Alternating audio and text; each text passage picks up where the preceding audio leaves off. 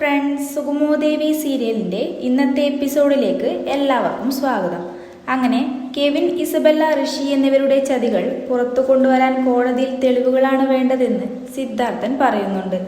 നിരപരാധിയായ മകനെ കൊലക്കയറിലേക്ക് വിട്ടുകൊടുക്കാൻ കഴിയില്ലെന്നും അവൻ വിശ്വസിച്ച സുഹൃത്തുക്കൾ തന്നെയാണ് അവനെ ചതിച്ചതെന്നും അദ്ദേഹം വ്യക്തമാക്കുന്നുണ്ട്. ഇസബെല്ലയാണ് മകളുടെ ജീവിതം തകർത്തതെന്നും ഇപ്പോൾ കെവിൻ ശാരികയുടെ വലയിലാണ് വീണിരിക്കുന്നതെന്നും അദ്ദേഹം ഓർമ്മിപ്പിക്കുന്നു.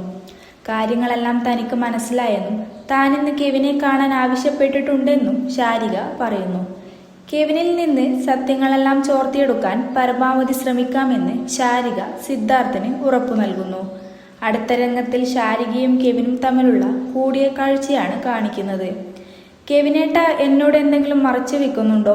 ഞാൻ അറിയാത്തതായി നിങ്ങളുടെ ജീവിതത്തിൽ എന്തെങ്കിലും ഉണ്ടോ എന്ന് ശാരിക ചോദിക്കുന്നുണ്ട്. തുടർന്ന് ഫോൺ വാങ്ങി പരിശോധിക്കാൻ തരുമോ എന്ന് ശാരിക ആവശ്യപ്പെടുന്നു. താനൊന്നും മറച്ചു വെക്കുന്നില്ലെന്ന് ആദ്യം പറയുന്ന കെവിൻ ശാരികയ്ക്ക് ഫോൺ നൽകുമ്പോൾ ഇസബെല്ലയുടെ മെസ്സേജുകൾ കാണുമോ എന്ന് കെവിൻ ഭയപ്പെടുന്നു. പിന്നീട്, ഞാൻ ഇന്ന് ഋഷിയെ കണ്ടിരുന്നു. അവൻ മരിച്ചിട്ടില്ലെന്ന് തോന്നുന്നു. പക്ഷേ അവൻ മരിച്ചെന്നാണ് നന്ദൻ എന്നോട് പറഞ്ഞതെന്ന് കെവിൻ പറയുന്നു. ഇനി എന്താണ് നടക്കുക എന്ന് എനിക്കറിയില്ല എന്ന് കെവിൻ വെളിപ്പെടുത്തുന്നുണ്ട്. കെവിൻ തന്നെ വിവാഹം കഴിക്കുന്നതിനെ കുറിച്ച് ചോദിക്കുമ്പോൾ, ഞാൻ നിന്നെ കല്യാണം കഴിക്കാനല്ല ജയിലിലേക്ക് അയക്കാനാണ് പോകുന്നതെന്ന് ശാരിക മനസ്സിൽ വിചാരിക്കുന്നുണ്ട്.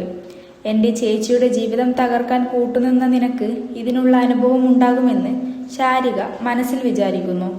ഫോൺ പരിശോധിക്കുന്നതിനിടയിൽ ഇസബെല്ലയുടെ ചാറ്റിൽ നിന്നും ഋഷിയുടെ നമ്പറും മറ്റു വിവരങ്ങളും ശാരിക രഹസ്യമായി കൈക്കലാക്കുന്നുണ്ട്. അടുത്ത രംഗത്തിൽ സിദ്ധാർത്ഥനും പ്രഭാവതിയും തമ്മിലുള്ള സംഭാഷണമാണ് കാണിക്കുന്നത്. പ്രഭാവതി പറയുന്നുണ്ട്, നമുക്ക് നമ്മുടെ മകനെ രക്ഷിച്ചെടുക്കാൻ സാധിക്കുമോ? എനിക്ക് ഇതിലൊന്നും വലിയ വിശ്വാസം തോന്നുന്നില്ല എന്ന് പ്രഭാവതി ആശങ്കപ്പെടുന്നുണ്ട്. എല്ലാം ദേവിക തീരുമാനിക്കുന്നത് പോലെ നടക്കും. അവൾ നന്ദനെ രക്ഷിക്കും. ശാരിക ഇപ്പോൾ കെവിനെ അവളുടെ കൈപ്പിടിയിലാക്കിയിട്ടുണ്ട്. സത്യത്തെ മറച്ചു പിടിക്കാൻ ആർക്കും കഴിയില്ല എന്ന് പറഞ്ഞ് സിദ്ധാർത്ഥൻ പ്രഭാവതിക്ക് ആത്മവിശ്വാസം നൽകുന്നു. അടുത്ത രംഗത്തിൽ ശാരികയും ദേവികയും തമ്മിലുള്ള ഫോൺ കോളാണ് കാണിക്കുന്നത്. കെവിനെ കണ്ടതിനു ശേഷം ശാരിക ദേവികയെ വിളിച്ച് കാര്യങ്ങൾ പറയുന്നു. കെവിൻ്റെ ഫോണിൽ നിന്നും തനിക്ക് ഋഷിയുടെ നമ്പർ കിട്ടിയെന്ന വിവരം ശാരിക പങ്കുവയ്ക്കുന്നു. അടുത്ത രംഗത്തിൽ ദേവികയും ഗിരീഷും തമ്മിലുള്ള സംഭാഷണമാണ് കാണിക്കുന്നത്. ഇതൊക്കെ നമുക്ക് കോടതിയിൽ തെളിയിക്കാൻ കഴിയുമോ എന്ന് ഗിരീഷ് ചോദിക്കുന്നു. തീർച്ചയായും തെളിയിക്കാൻ കഴിയും. അച്ഛനും നന്ദനും ഗിരിയേട്ടനും എല്ലാവരും എൻ്റെ കൂടെ ഉണ്ടല്ലോ എന്ന് ദേവിക പറയുന്നു. ശാരികയ്ക്ക് കുറച്ച് തെളിവുകൾ കിട്ടിയിട്ടുണ്ട്. ഋഷി മരിച്ചിട്ടില്ലെന്ന് ഉറപ്പായ സ്ഥിതിക്ക് അവനെ കണ്ടുപിടിക്കുകയാണ് അടുത്ത ലക്ഷ്യം.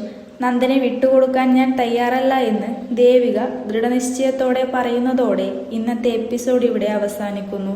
അടുത്ത എപ്പിസോഡിനായി എല്ലാവരും കാത്തിരിക്കുക.